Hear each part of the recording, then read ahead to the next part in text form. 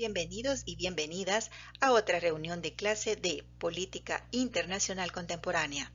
El tema de este día es la Guerra Fría, que se produjo entre 1946 y 1989. Para comenzar, vamos a conocer los aspectos más importantes vinculados con ese fenómeno político mundial. El primero de ellos es comprender qué fue la Guerra Fría, pues se trató de una confrontación político-ideológica que abarcó diferentes aspectos que se explicarán más adelante. Como anotación particular, cabe mencionar que el término fue utilizado por primera vez por el periodista estadounidense Walter Lippmann para referirse a las tensiones entre ambos bloques políticos. Este tipo de contienda dio lugar a lo que se conoció como mundo bipolar, porque enfrentó a dos potencias opuestas. Esta comenzó en 1946, tras culminar la Segunda Guerra Mundial, y terminó en 1989, gracias a una serie de cambios que se fueron produciendo, especialmente en los países del otro lado del Océano Atlántico. Se conoció también como conflicto este-oeste, en referencia a su ubicación geográfica y porque tuvo a su base dos sistemas económicos distintos en pugna. Así pues, se enfrentaban por el este los defensores del socialismo-comunismo y por el oeste u occidente el capitalismo.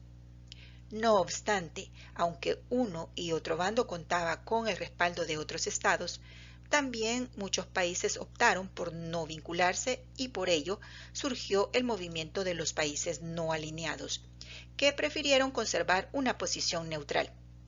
Como anotación adicional, cabe mencionar que si bien ese conflicto terminó, dicho movimiento político continúa vigente con 120 miembros y tiene su sede en Indonesia, en el continente asiático. Las fuerzas antagónicas y principales protagonistas de la Guerra Fría fueron, por un lado, el bloque capitalista liderado por Estados Unidos, el cual controlaba a un buen grupo de países. Por el otro, el bloque comunista, dirigido por la Unión de Repúblicas Socialistas Soviéticas, acompañada por sus respectivos seguidores, llamados también países satélites o estados tras la cortina de hierro. En cuanto a las características de la Guerra Fría, tenemos un enfrentamiento ideológico que conllevó una serie de actos de injerencia en otros estados y acusaciones mutuas en su proceder, especialmente en el ámbito militar, aun cuando no había confrontación física directamente entre ellos. En realidad, ambas potencias estaban enfrascadas en una carrera armamentista que los impulsó a reforzar sus respectivos arsenales de guerra, inclusive de tipo nuclear. Puede señalarse que buscaban fabricar armas más eficaces, supuestamente con el propósito de estar preparados ante cualquier ataque del rival, por lo que también las acciones de mutuo espionaje a través de sus respectivos servicios secretos eran muy comunes y frecuentes. Entonces, el Comité para la Seguridad del Estado, KGB, de la Unión Soviética y la Agencia Central de Inteligencia, CIA, de Estados Unidos, jugaron roles muy importantes, especialmente tratando de conocer secretos de Estado del oponente para anticipar cualquier movimiento que se pudiera estar tramando.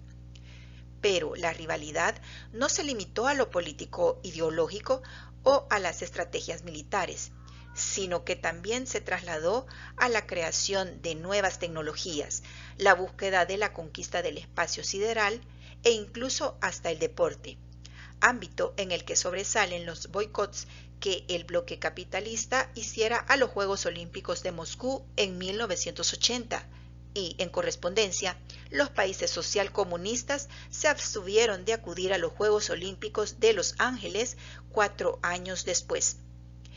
Todo esto supuso un peligro latente, no solo para ellos mismos, sino también para el resto del mundo. Así pues, se trataba de una amenaza y un peligro constante de que se produjera otra confrontación que involucrara el uso de armas atómicas, incluso de mayor poder destructivo de las que se usaron en los ataques a las ciudades japonesas de Hiroshima y Nagasaki, el 6 y el 9 de agosto de 1945 respectivamente, lo que además provocó la rendición de Japón y la culminación de la Segunda Guerra Mundial. Por ende, durante ese periodo de Guerra Fría, se mantuvo una división significativa y cierta inestabilidad de las relaciones internacionales, a partir de esos dos polos opuestos permanentemente confrontados, y cada uno procurando ejercer un mayor control mundial. En tal sentido, encontramos algunos conflictos que sí fueron armados y tuvieron una vinculación significativa en el contexto de la Guerra Fría y el mundo bipolar. Tenemos en primer plano la Guerra de la Península de Corea entre 1950 y 1953, que a la postre provocó la división permanente de ese país en Corea del Norte y Corea del Sur. Esto tuvo como telón de fondo la disputa geopolítica entre Estados Unidos y la Unión Soviética. De hecho, fue el primer conflicto armado en plena Guerra Fría, y por eso se suscitó una alarma mundial ante el riesgo inminente de que estallara un conflicto nuclear. El siguiente enfrentamiento fue la Guerra de Vietnam, donde los soviéticos apoyaron a los norvietnamitas que tenían un gobierno comunista. En tanto, los estadounidenses apoyaron a los rebeldes del sur. Esa guerra se extendió por 2 décadas, entre 1955 y 1975. Los norteamericanos buscaban la reunificación de Vietnam, pues temían una expansión comunista en Asia. No obstante, para ellos fue una de sus mayores derrotas, pues tuvieron que abandonar territorio vietnamita sin haber logrado su objetivo. Le siguió en incidencia internacional la que se llamó Crisis de los Misiles en Cuba. Esta se debió a la instalación de misiles y presencia de tropas soviéticas en la isla, que fueron detectados por aviones espías estadounidenses en octubre de 1962. A partir de ese momento transcurrieron 13 días durante los que hubo mucha tensión, al punto de casi producirse un enfrentamiento directo entre norteamericanos y rusos, pero que finalmente pudo resolverse mediante negociaciones secretas entre sí. Otra confrontación significativa fue la Guerra de Afganistán entre 1978 y 1992, llamada también Guerra Afgano-Soviética, la cual enfrentó no solo al ejército de ese país apoyado por los soviéticos contra los insurgentes muyahidines de origen islámico, sino también contra Estados Unidos, que, junto a otros países, proporcionó grandes cantidades de dinero y armas a los rebeldes. En esa ocasión, fueron los rusos los que no pudieron alcanzar sus objetivos geoestratégicos y geopolíticos. Esta imagen corresponde a uno de los misiles soviéticos instalados en la base que construían en Cuba.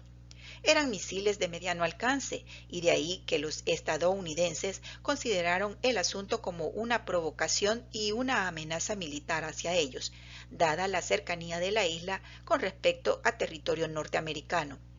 Finalmente, la tensión disminuyó cuando los rusos accedieron a dejar la construcción de la base militar, gracias a negociaciones y acuerdos que adoptaron con los estadounidenses mediante negociaciones secretas. A pesar de todo, y una vez disminuida la tensión generada por la crisis de los misiles en Cuba, ambas potencias no dieron marcha atrás en la carrera armamentista, ya que desde 1950 comenzaron a fabricar más misiles de mediano y largo alcance, incluso con cabezas nucleares, muchos de los cuales fueron probados en distintos puntos del Pacífico. Esto fue particularmente evidente para el lado soviético, cuya producción de este tipo de armamento ya era enorme hacia los años en que se produjo el final de la Guerra Fría. Y justo por el elevado riesgo y las tensiones existentes durante los años 80, La comunidad internacional y los miembros del movimiento de países no alineados se mantenían a la expectativa. Sin embargo, para finales de esa década se habían comenzado a producir muchos cambios significativos, sobre todo en el sistema socialista, particularmente con la llegada al poder de Mikhail Gorbachev, quien incluso obtuvo el Premio Nobel de la Paz por su liderazgo y el rol que desempeñó para promover la paz y el final de la Guerra Fría. Su trabajo más significativo fue la perestroika, una reforma que impulsó la reestructuración económica de la Unión Soviética. A partir de ahí se logró la firma de acuerdos de paz entre los rusos y los estadounidenses, incluyendo la firma de tratados para la reducción de armas nucleares y la búsqueda de relaciones internacionales pacíficas. Un hecho muy significativo en esta etapa fue la caída del Muro de Berlín, que representó no solo la reunificación alemana después de 44 años de haber permanecido dividida por esa construcción de concreto y hormigón resguardada por militares alemanes, sino también la caída del sistema socialista y propició a la vez la apertura de los antiguos países del bloque soviético hacia Occidente, generando una proyección hacia la era de la globalización económica, que dio inicio a principios de la década de los 90. A continuación, les comparto el enlace para un video que contiene un resumen de este fenómeno político que marcó el rumbo de las relaciones internacionales durante 43 años. Para finalizar, les dejo el enlace de las próximas videoconferencias de Meet que tendremos los días lunes 29 y martes 30 de junio, de las 8 a las 10 de la noche, a través del enlace que ven en la diapositiva, el cual pueden copiar y pegar en el navegador de Google para unirse a la reunión, o bien hacer clic izquierdo en su calendario de Google, donde ya encontrarán la programación de ambas actividades. Muchas gracias por su atención. Dios mediante, nos reencontraremos el próximo lunes.